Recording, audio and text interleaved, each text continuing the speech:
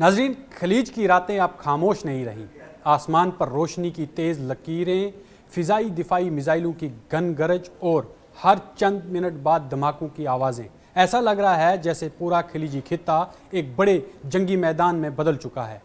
मैं हूं इरफान रैना और आप देख रहे हैं न्यूज़ 18 का डिजिटल प्लेटफॉर्म। नाज़रीन, ईरान और अमेरिका इजराइल के दरमियान जारी जंग अब सिर्फ दो ममालिक तक महदूद नहीं रही है ये, बल्कि इसकी लपेट में पूरा खलीज का खित्ता आता दिखाई दे रहा है।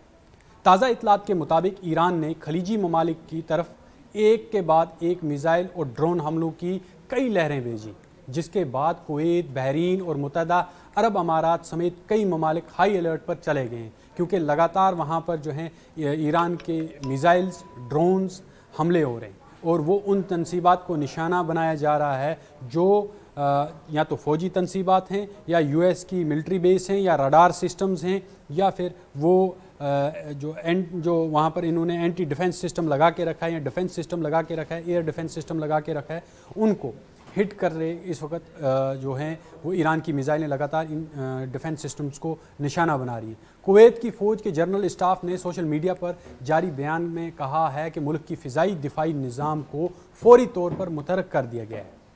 और ईरानी मिसाइलों और ड्रोन्स को फ़िज़ाई हदूद में ही रोकने की कोशिश की जा रही है। यानी कि लगातार एक के बाद एक लहर जो है वो या तो बहरीन की तरफ आ रही है या फिर दोहा की तरफ, कतर की तरफ आ रही है, कुवैत की तरफ आ रही है, दुबई की तरफ आ रही है, जितनी भी मिलिट्री बेसिस हैं वहाँ पर यूएस की, या फिर वो निज़ाम जो मिसाइल सिस्टम्स जितने भी वहाँ पर इंस्टॉल किए हैं उन्होंने, जो हिट करते हैं ईरान को, या वो बैटरीज़ जो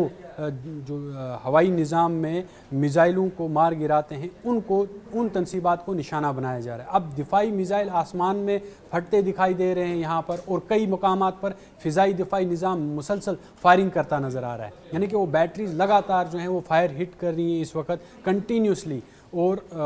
अपने जो मिलिट्री बेसिस हैं या जितनी भी वो एयर बेसिस हैं उनको दिफा फराम करने की कोशिश लगातार की जा रही है। इधर कतर की जो वजारत दिफा है उन्होंने इंकशाफ किया है कि ईरान की जानब से कम अज़ कम 14 बैलिस्टिक मिसाइल और 4 ड्रोन कतर की सिमत दागे गए हैं। अगरचे ज़्यादातर हमलों को फ़िज़ाई दिफाई निज़ाम ने रोक लिया है, लेकिन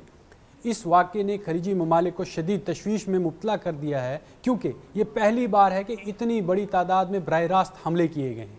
इब्तदा में ईरान ने अपने हमलों का हदफ सिर्फ खलीज में मौजूदा अमरीकी फ़ौजी अड्डों को बनाया था, लेकिन जैसे जैसे अमरीका और इजराइल ने ईरान पर फ़िज़ाई हमले तेज़ किए, ईरान ने अपनी हिकमत अमली को जो है वो वसी कर दिया। अब हमलों का दायरा जो है वो फ़ौजी तनसीबात के साथ साथ तवानाई के बुनियादी ढांचे तक भी फैलता दिखाई दे रहा है, क्योंकि उनकी एयर स्पेस यूज़ हो रही है। और ईरान ने पहले ही कहा था कि अगर मुझ पर हमले के लिए किसी भी मुल्क की एयर स्पेस यूज़ होती है या फिर कोई भी इस तरह का एक्ट उस कंट्री के थ्रू होता है या उसकी सरजमीन इस्तेमाल होती है, तो मैं उस पर रिटेलिएट करूँगा और मैं उसके भी निज़ाम को निशाना बनाऊँगा। तो अब ईरान जो है वो अरब ममालिक को, पूरे गल्फ़ में जो है वो हमलावर है और उनको निशाना बना रहा है, क्योंकि उनके पास में दिफाई निज़ाम के अलावा और कोई चारा नहीं है कि वो उसका इस्तेमाल करें। अब अमेरिका भी सोच रहा है कि क्या मुझे अब गल्फ़ को प्रोटेक्ट करना चाहिए, क्योंकि उनकी लगातार बैटरीज़ जो हैं वो खाली होती जा रही हैं, क्योंकि उनको इजराइल को प्रोटेक्ट करना है, अपने जितने भी अपने असासे हैं उनको बचाना है। तो उनको बचाने के लिए उनको चाहे वो हम आयरन डोम की बात करें, पेट्रियट सिस्टम की बात करें, डेविड स्लिंग की बात करें, जितने भी इनके दिफाई निज़ाम हैं, तो उन निज़ामों के लिए उनकी जो मिसाइल्स हैं वो लगातार, जितनी वो प्रोडक्शन नहीं है उतने ज़्यादा वो जल्दी ख़त्म हो रहे हैं। तो अब अमेरिका भी सोच रहा है कि अच्छा हमें कहाँ कहाँ लगाने चाहिए और कहाँ कहाँ नहीं। अगर दुबई में गिरता है तो गिरने दो, लेकिन हमारी जो एयरबेस है वो प्रोटेक्ट होनी चाहिए। बहरीन में गिरता है, गिरने दो, लेकिन हमारा जो एसेट है वो सेफ गार्ड होना चाहिए उसके लिए। तो ये अब अमेरिका सोच रहा है, और लगातार जो है उनके मिसाइल्स जो हैं वो ख़त्म होते जा रहे हैं एज़ कम्पेयर टू जितना वो प्रिपेयर कर रहे हैं या बना रहे हैं। उसका प्रोडक्शन जो है वो उतना तेज़ नहीं है जितना वो खर्च हो रहा है। अब ईरान उसी स्ट्रेटजी पे चल रहा है ताकि इनकी बैटरीज जो हैं उनको मफलूज किया जाए, उसके बाद इन पर जो है वो बड़े हमले किए जाएँ। अब ईरानी सरकारी मीडिया के मुताबिक अमेरिका और इजराइल के हमलों में अब तक कम अज़ कम 1230 अफराद हलाक हो चुके हैं। यही वजह है कि तेहरान ने अपने हमलों को जवाबी कार्रवाई करार दिया है।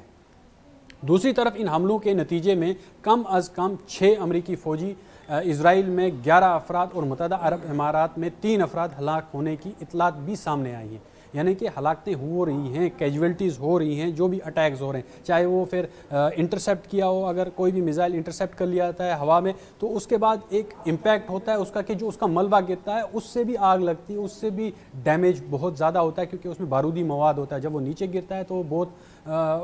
بھاری جو آگ یا اس میں تبدیل ہو جاتا ہے، اور جو اگر اس کی لپیٹے میں کوئی بھی شخص آتا ہے تو اس کی موت واقع ہو ہی جاتی ہے. متحدہ عرب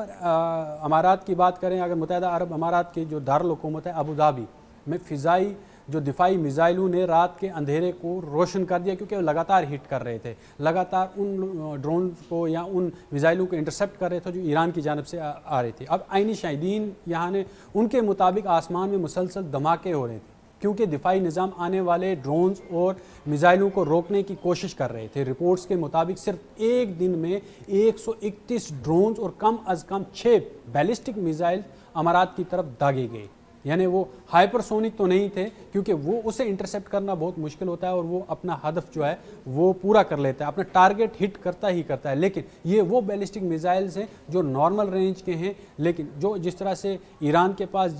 جس قسم کے بیلسٹک میزائلز ہیں وہ بہت ہی انتہائی مہلک اور خطرناک ہیں اور وہ اپنے ٹارگٹ سے بالکل بھی نہیں چوکتے. یہ ایران کی جانب سے پہلے ہی کہا گیا تھا کہ ہم ان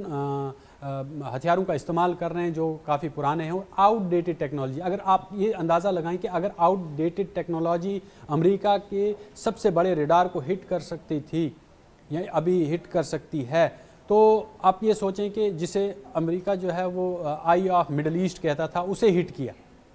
تو اب نئی ٹیکنالوجی جو ہے ایران کے پاس ہے وہ کیا تباہی مچا سکتی ہے، یہ آپ اندازہ لگا سکتے ہیں اس بات کا. اب بحرین میں صورتحال الگ ہی ہے، بحرین میں صورتحال اور بھی حساس ہو گئی ہے جبکہ ایک ایرانی میزائل نے ملک کی مرکزی آئل ریفائنری کو نشانہ بنایا ہے. یہاں یہ ستیرا جو جزیرہ پر واقع ہے باپکو انرجیز، یہ باپکو انرجیز اس کی جو ریفائنری میں ایک آگ لگنے کا واقعہ آیا ہے کیونکہ اس پر بھی اٹیک ہوا ہے، لیکن حکام کے مطابق آگ پر جلدی ہی قابو پا لیا گیا اس ٹائم کیونکہ لگاتار جو ہے وہ آگ پھیلتی جا رہی تھی تو اسے قابو اگر پایا نہ جاتا تو پوری ریفائنری جو ہے وہ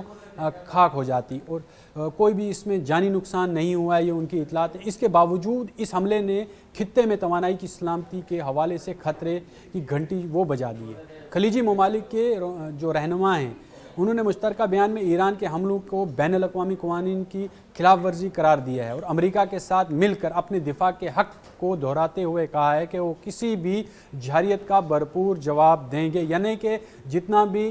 عرب ممالک جتنے بھی ہیں وہ فلسطین اور ایران کے خلاف ہیں. انہوں نے ان کا صاف یہ کہنا ہے کہ ہم اپنا دفاع کریں گے، امریکہ کے ساتھ مل کر، اسرائیل کے ساتھ مل کر ہم حملہ ور ہوں گے ایران پر، اور اگر وہ ایران پہ حملہ ور ہوتے ہیں تو غزہ کو بچانا مشکل ہو جائے گا، غزہ میں جارحیت بڑھ جائے گی، غزہ کا نام و نشان مٹ جائے گا، یعنی فلسطینی ریاست ختم ہو جائے گی.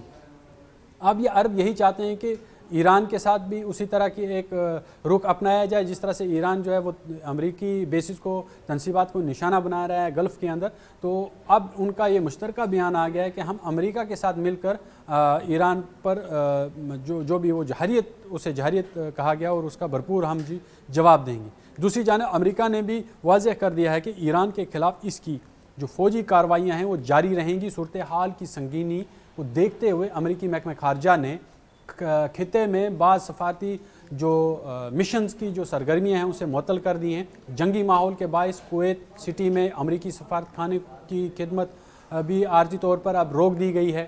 اب ادھر عالمی معیشت پر اس جنگ کے اثرات فوری طور پر محسوس ہونے لگے ہیں. آبنائے ہرمز کی قریب درجنوں تیل بردار جہاز پھنس گئے ہیں، لائنز لگی ہوئی ہیں وہاں پر اس وقت ٹینکرز کی، ویسلز کی. پورا سمندر جو ہے وہ ایک ٹریفک جام کی صورت پیدا ہو گئی ہے وہاں پہ کیونکہ جہاز مالکان اس حساس آبی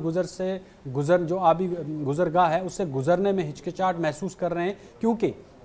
اس سے پہلے ایران نے کلیئرلی انہیں کہا تھا کہ یہاں سے آپ کوئی بھی ویسل یا جہاز نہیں گزرے گا. اب اس پر ہمارا پورا کنٹرول ہے، اگر کوئی بھی کسی بھی ویسل نے یہاں سے گزرنے کی کوشش کی تو ہم اسے نشانہ بنائیں گے. اور اس کے نتیجے میں 3 جہازوں نے وہاں سے جو ویسلز ہیں انہوں نے گزرنے کی کوشش کی جن کو ایران نے ڈائریکٹ ہٹ کیا اور وہ اس میں اربوں کا نقصان ہوا ہے اور وہ گزرنے کی بجائے پھر وہ سمندر میں ہی غرق ہوگی، وہ ڈوب گئی۔ اب یہ جو محسوس کر رہے ہیں، یہ جو جھٹکے ہیں اس وقت جو ایران دے رہا ہے پوری دنیا کو معاشی طور پر، یہ یاد رہے کہ اب یہ کہ دنیا کی تقریباً 20% جو ہے خام تیل کی ترسیل اس آبنائے ہرمز سے ہوتی ہے۔ یہی وجہ ہے کہ عالمی منڈی میں تیل اور گیس کی قیمتیں تیزی سے اوپر جا رہی ہیں۔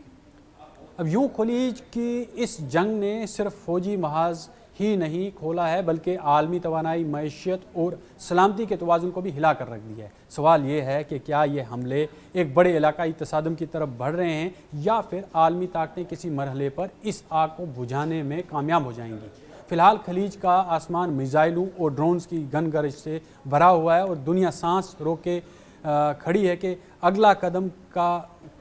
کس کا ہوگا، اور اس کا انتظار کر رہی ہیں، کیونکہ خطہ جو ہے اس وقت آگ کی لپیٹ میں ہے۔ لگاتار آسمانوں میں میزائل یا تو ڈرونز دکھائی دے رہے ہیں، چاہے گلف کی بات کریں وہ پورا گلف، چاہے UAE کی بات کریں، بحرین کی بات کریں، کویت کی بات کریں، قطر کی بات کریں، دوحہ کی بات کریں، لبنان کی بات کریں، عراق کی بات کریں، یہاں سے شام کی بات کریں، پھر آپ جارڈن کی بات کریں، مصر کی بات کریں۔ اگر اس پورے خطے کا سرکل بنائیں گے ہم تو اس میں کلیئرلی ہمیں یہ دکھتا ہے کہ اس وقت میزائلیں چاروں طرف ہیں، ڈرونز ہیں، لوگ جو ہیں وہ اس وقت گھبرائے ہوئے ہیں، لگاتار تنصیبات کو نشانہ بنایا جا رہا ہے۔ جس طرح سے یہ اقدام امریکہ نے اٹھایا ہے اسرائیل کی آئمہ پہ، اب یہ دنیا کے لیے اور دنیا کی جتنی بھی معیشت ہے، عالمی منڈیاں، جتنی بھی توانائی کی عالمی منڈیاں، ان کے لیے اب ایک خطرہ لاحق ہو گیا ہے اور ایک بحران پیدا ہونے کی صورت جو ہے وہ پیدا ہوگی۔ اب آئندہ دن یہ دیکھنا اب طے کریں گے، آئندہ دن طے کریں گے، آئندہ آنے والے جو یہ وقت ہے وہ طے کرے گا کہ یہ اونٹ جو ہے یہ کس کروٹ بیٹھتا ہے، کیونکہ ایران جھکنے کا نام نہیں لے رہا ہے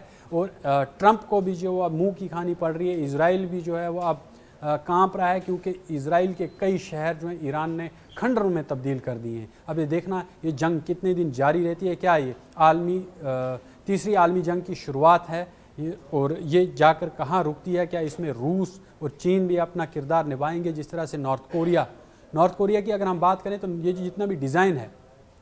اندرونی ٹنلز کا جو بھی غزہ کے اندر ہیں، یہ نارتھ کوریا نے یہ ڈیزائنز دیے ہیں۔ تو آپ سمجھ سکتے ہیں کہ اس کی قربت غزہ اور ایران کے ساتھ کتنی ہے، اور اندرونی طور پر جو معاہدے ہیں اس وقت نارتھ کوریا کے ساتھ ایران کے ڈیفنس پیکٹس ہیں اس کے ساتھ میں، تو کیا نارتھ کوریا انٹرنلی یا پھر اوپنلی اس کی مدد کے لیے سامنے آئے گا؟ اب ویسے تو تھرڈ ورلڈ وار کا آغاز تو ہو گیا ہے، اب یہ دیکھنا ہے کہ کیا یہ تھمتا ہے یا اب یہ پھیلتا ہے۔